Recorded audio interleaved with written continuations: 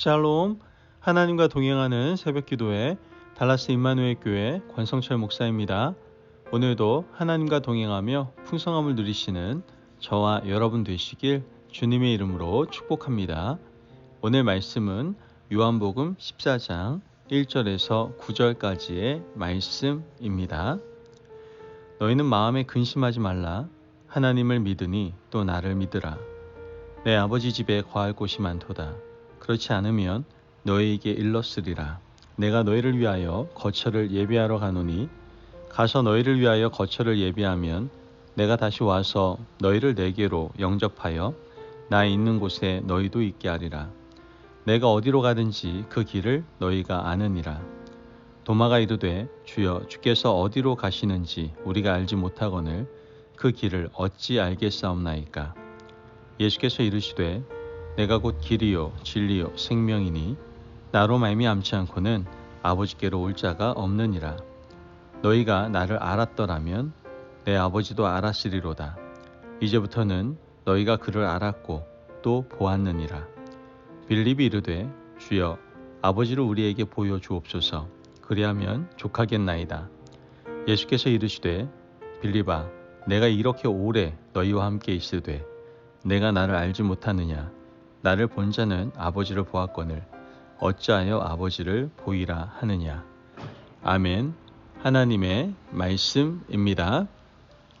여러분, 우리는 본문에서 예수님의 두 제자 도마와 빌립을 만나게 됩니다.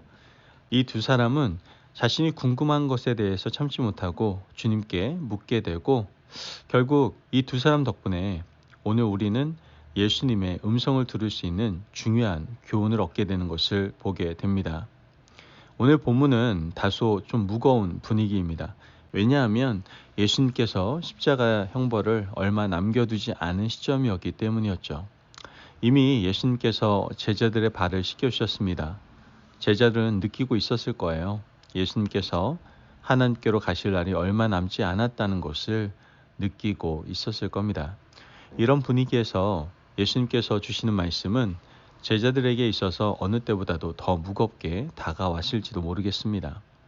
오늘 말씀 2절에서 4절 말씀을 보면 내 아버지 집에 거할 곳이 많도다. 그렇지 않으면 너희에게 일렀으리라.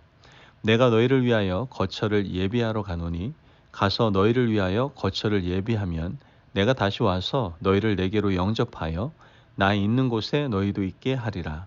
내가 어디로 가든지 그 길을 너희가 아느니라. 말씀을 보면 예수님은 정말 알듯 말듯 정말 알쏭달쏭한 말씀을 하십니다.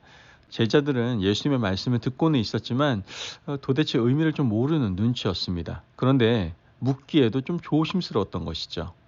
모두가 그냥 입을 다물고 잠자코 있는 그런 분위기였던 것 같습니다. 그냥 넘어가려고 했던 것이죠. 그런데 궁금한 것을 참지 못하는 도마가 예수님께 묻게 됩니다. 5절 말씀을 보면 도마가 이르되 주여 주께서 어디로 가시는지 우리가 알지 못하거늘 그 길을 어찌 알겠사옵나이까. 아주 그냥 통쾌하고 시원한 질문입니다. 사실 제자들 모두 이런 마음이었거든요. 분위기 때문에 다들 말 못하고 있었지만 도마는 주저함 없이 예수님께 물었고요. 또 예수님께서는 도마의 이러한 질문을 듣고 책망하지 않았습니다. 오히려 주님은 알기 쉽게 풀어서 설명해 주시는 것을 보게 되죠.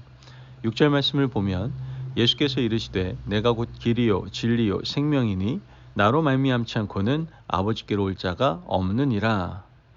여러분, 이 유명한 말씀은 도마가 예수님께 물은 것에 대한 대답으로 나온 말씀입니다.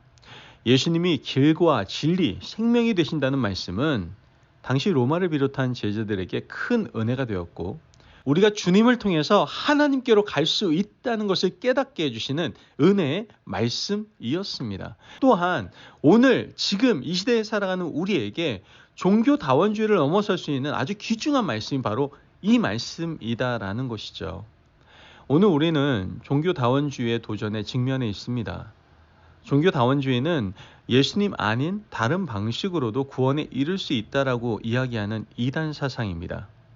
얘를 이렇게 비유해요. 등산을 하는데 산꼭대기에 올라가는데 한 길만 있냐, 여러 가지 경로를 통해서 정상에 올라갈 수 있지 않느냐, 이런 말을 합니다. 그러면서 이렇게 얘기하죠. 우리는 예수님을 통해서만 구원의 길에 이르는 것이 아니고 다른 종교나 이 세상의 현자들을 통해서도 구원을 얻을 수 있다. 심지어 현자가 아니더라도 자신이 득도함으로 인해서 구원에 도달할 수 있다라고 가르칩니다. 이것이 바로 종교 다원주의입니다.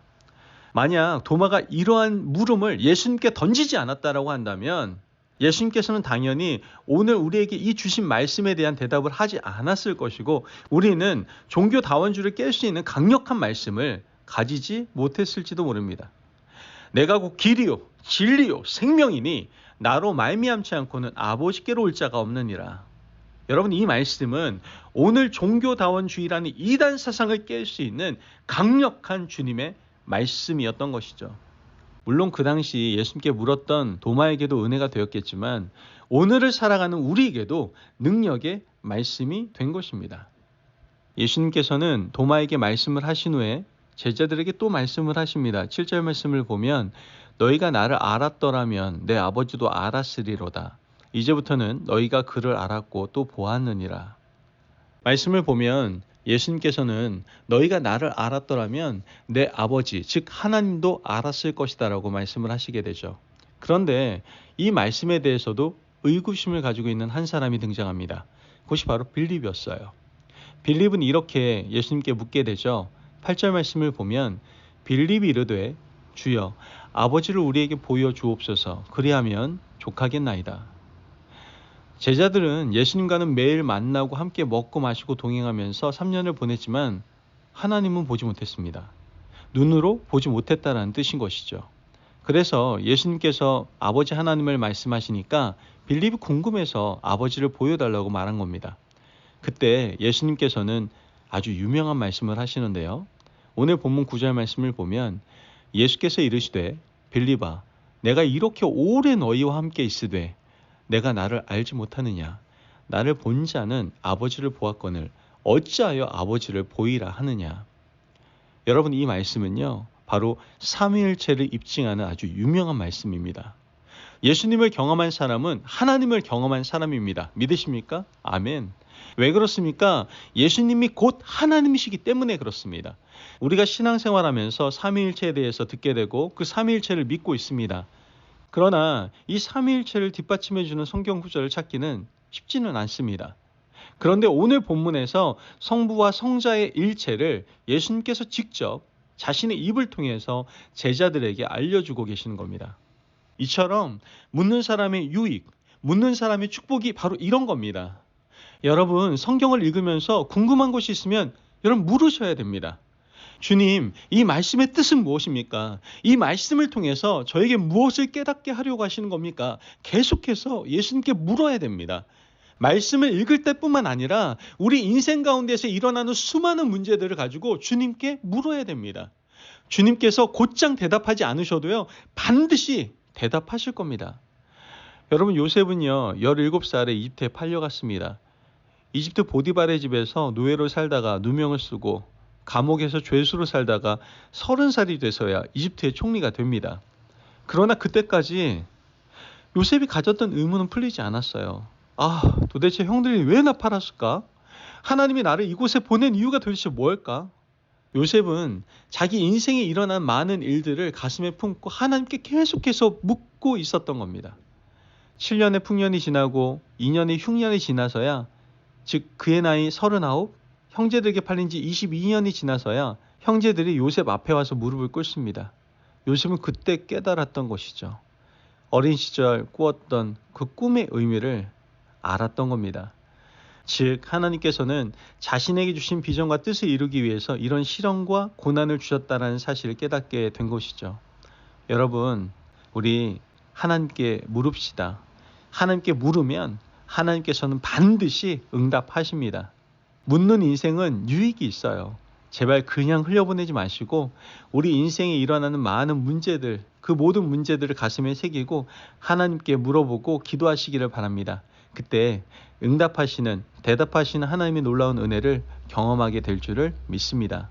혹시 오늘이 아니더라도 대답하시는 그 은혜를 누리며 살아가실 수 있는 저와 여러분이 되시길 주님의 이름으로 축복합니다. 아멘. 기도하겠습니다. 사랑이 많으신 하나님 감사합니다. 오늘도 우리에게 귀한 말씀의 은혜를 허락하시니 감사합니다. 하나님, 우리가 말씀을 볼 때 또한 우리 인생 가운데 이해되지 않은 많은 부분들이 있을 때가 있습니다. 그럴 때 항상 고민하고 기도하며 하나님께 물을 수 있는 삶을 살아가게 하여 주옵소서. 하나님께 물음으로 말미암아 우리 인생 가운데 대답해 주신 하나님의 놀라운 은혜를 경험할 수 있는 저희들의 삶이 되게 하여 주옵소서. 감사하며 예수님의 이름으로 기도합니다. 아멘. 오늘도 하나님과 동행하며 풍성함을 누리시는 저와 여러분 되시길 주님의 이름으로 축복합니다. 여러분, 우리가 인생을 살아가면서 이해되지 않는 부분들 참 많지 않습니까? 그냥 답답해하지 마시고요. 언제나 하나님께 그 부분을 가지고 물어보시기 바랍니다. 기도의 자리로 나오시기를 바랍니다. 그때 하나님께서 바로 대답하실 수도 있고 지금 당장이 아니더라도 반드시 그 문제의 답을 우리에게 허락하실 줄 믿습니다. 말씀 안에서 승리하십시오.